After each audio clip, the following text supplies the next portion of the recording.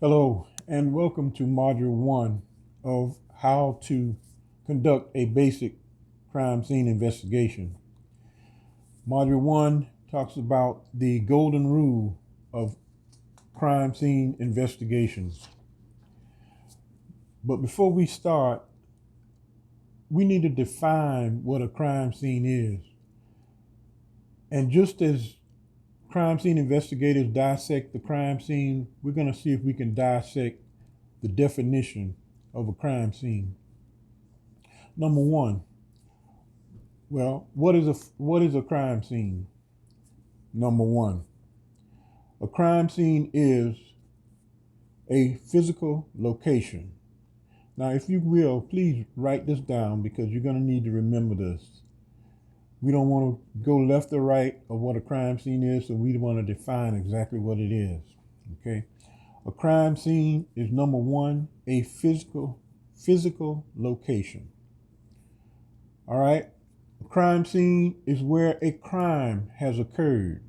So we got two now. A physical location where a crime has occurred. Number three, a crime scene is where potential evidence was brought to the scene. Okay, so we'll go over that. A crime scene is a physical location where a crime has occurred and where potential evidence was brought to the scene. All right? Number four, the crime scene is where something has been altered or disturbed in some manner. And of course, definitely the crime scene has been disturbed.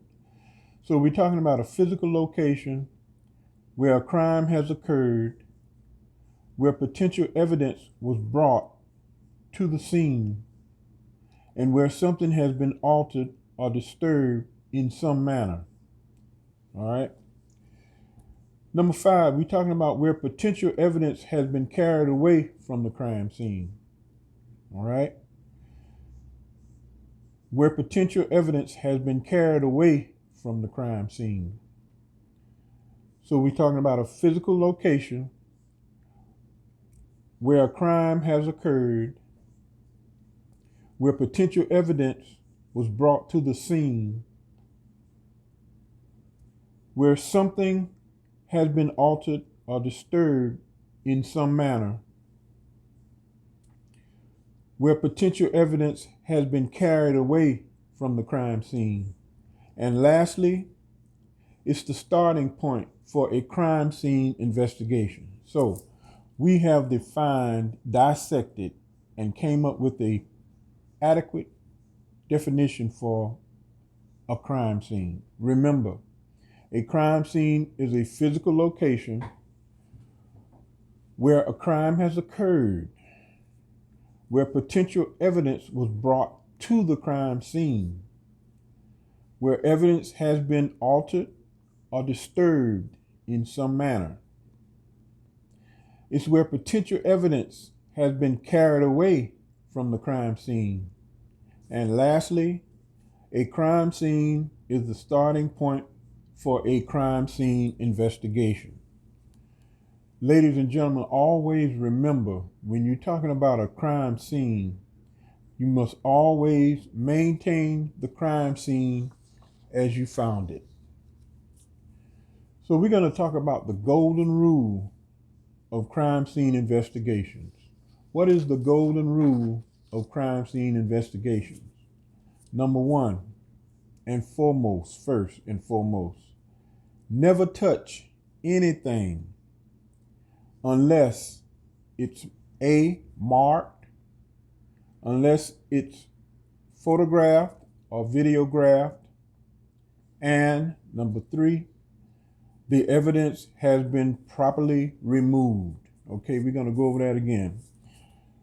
The golden rule of any crime scene investigation is never touch anything unless it's marked, unless it is photographed and or videotaped, and thirdly, the evidence has been properly removed. That is the time that you can, or you should, I will say, touch any evidence on the crime scene. One individual that I'd like you to keep abreast of is forensic scientist Dr. Edmund Lokar. I'm going to spell his first name Edmond,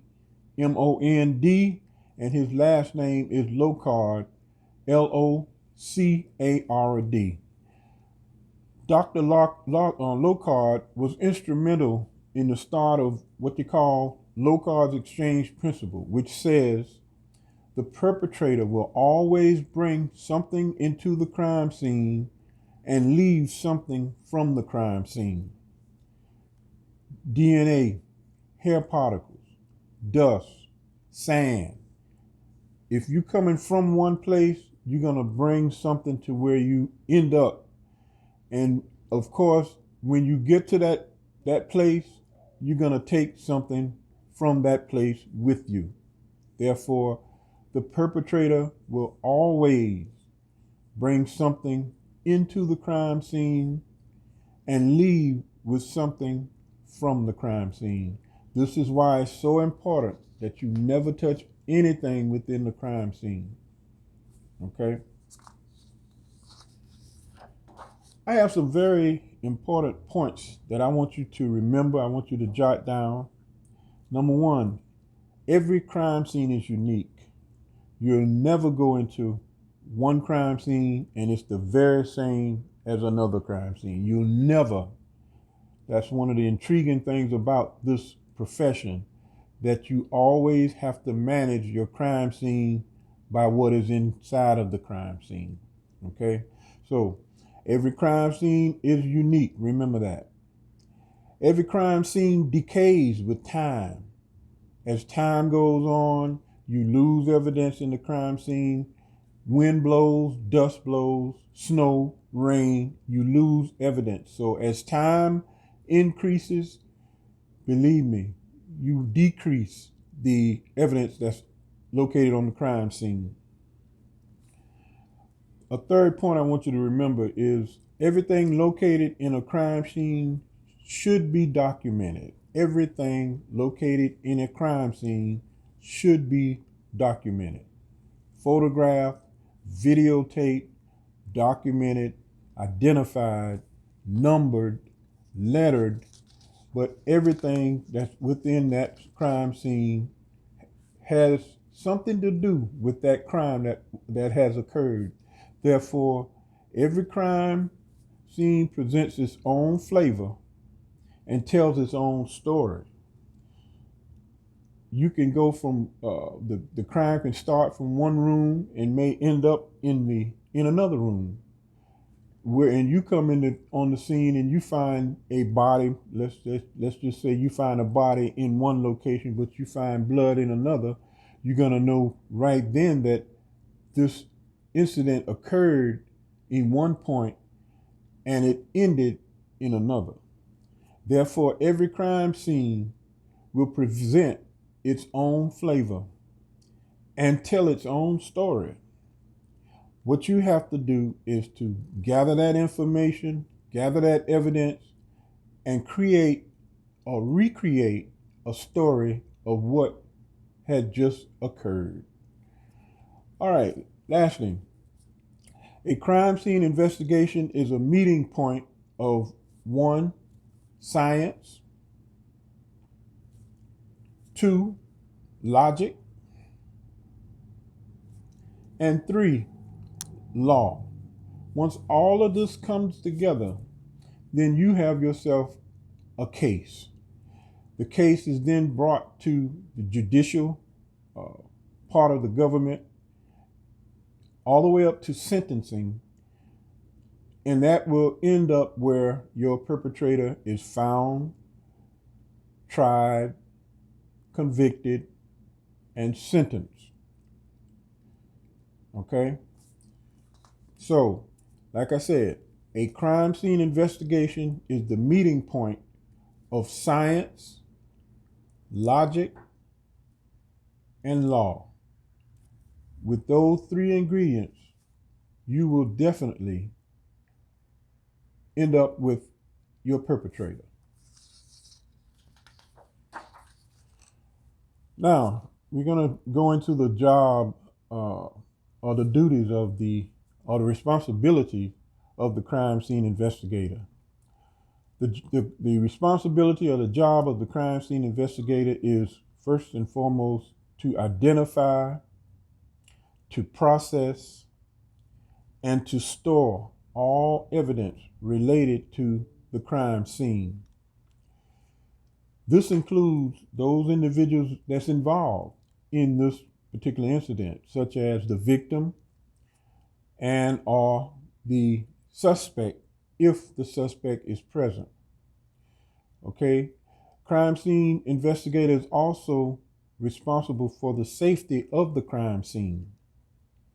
All individuals present at the crime scene and all evidence collected and located and collected at the crime scene. There, you have taken module 1 and you've taken hopefully your notes, and we will come back and see exactly how good you took your notes. So we will go to our next module, module 2. Thank you.